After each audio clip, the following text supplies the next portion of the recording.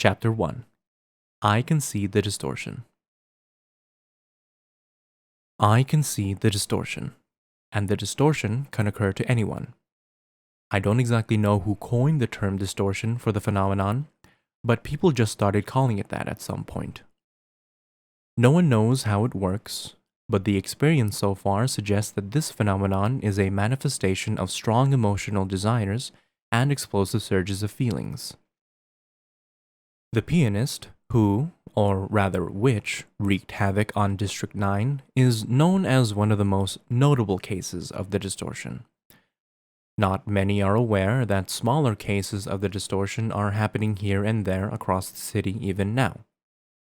A person turning into a fish and another one's eyes being dyed with the hues of the sky are two such examples.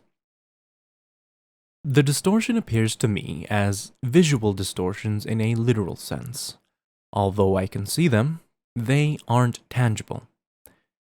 In the case of the person whose upper body gradually turned into that of a fish, I could clearly observe scales growing on their body. Yet, when I touched their skin, I could only feel the soft sensation of a normal human's skin. Hearing this much, one might think the distortion is merely an illusion. Well, that would mean I'm simply delusional and suffering from hallucinations. However, I've taken up this job because that is not the case. I am chasing after the distortion. It's secretive yet explicit, and it proceeds slowly. For example, the fish person I mentioned earlier, who was dubbed the merfolk, underwent gradual changes such as having their eyes protrude, gills appear, and scales grow out of their skin.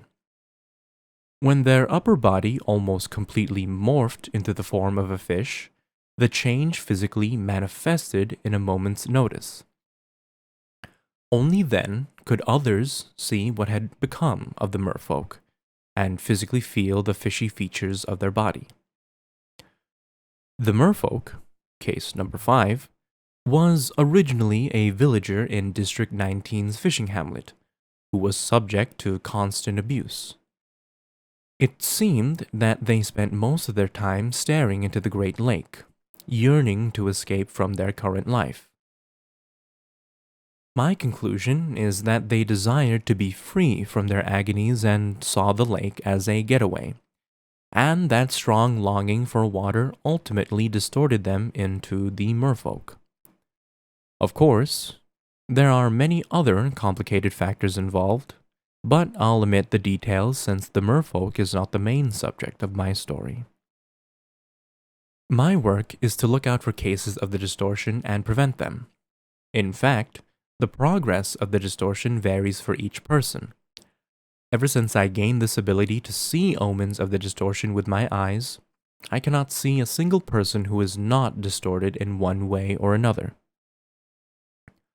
Once again, I don't have a deeper understanding of the phenomenon or anything.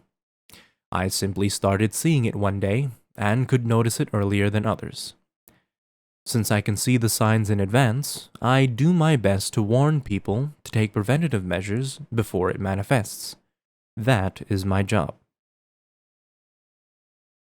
I was hired by a firm that had lost several of its staff to the so-called Ascension incident, and sought out the employees whose eyes were filled with the sky's colors. The firm advised them to wear sunglasses. The idea to give them sunglasses so that they couldn't keep the scenery of the sky in their eyes was so outlandish, it made me chuckle.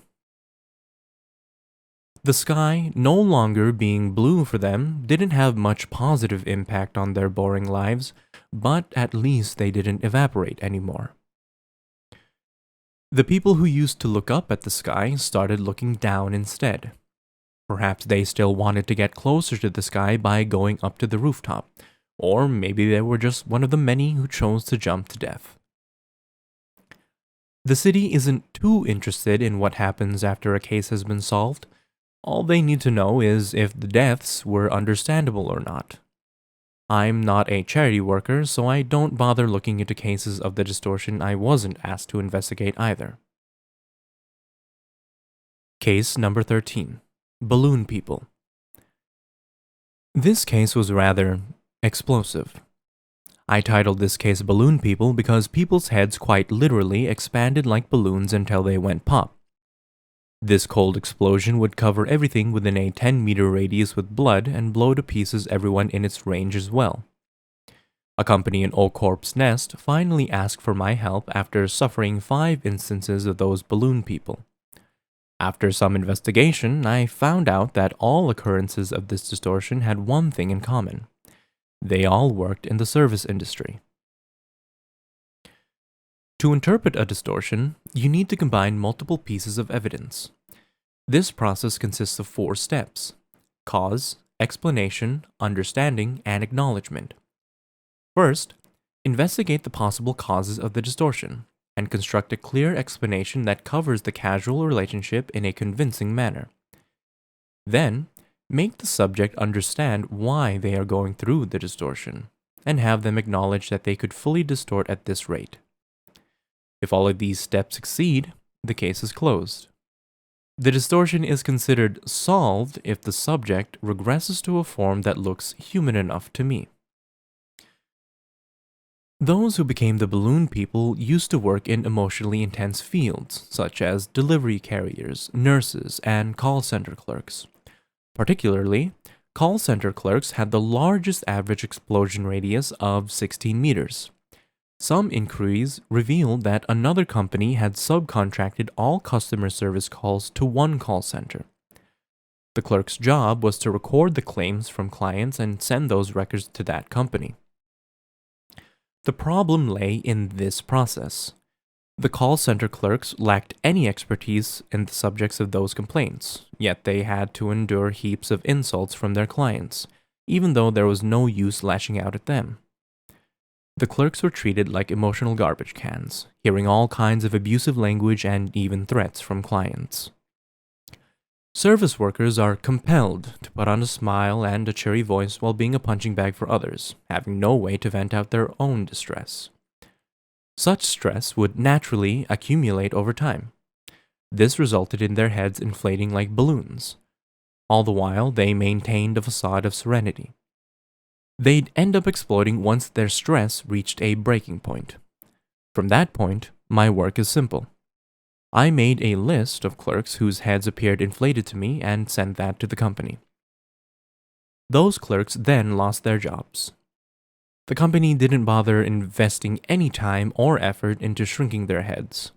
My work often ends before I can enter the stages of understanding and acknowledgement. Simply interpreting the distortion doesn't resolve the fundamental issue. Their stress is bound to explode in one way or another. However, such matters didn't concern my clients much. All they cared about was maintaining this abnormal status quo and evading responsibility for the distortion, not the cause behind it.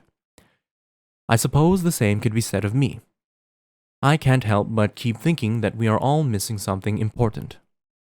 I believe I'll be chasing after the distortion for a while, as every single thing appears distorted to my eyes. Right now, I am looking into a mirror. To my eyes, I'm the only one who doesn't appear distorted. In a world full of distorted people, could the one person who remains unchanged be the distorted one? As I look at all the distorted people, the distorted streets, and this distorted city, I come to think that maybe the whole world is distorted. I can't fathom what would happen once the distortion of this world continues and reaches a critical point. Until then, I'll stay ever vigilant for the distortion. I am the Distortion Detective.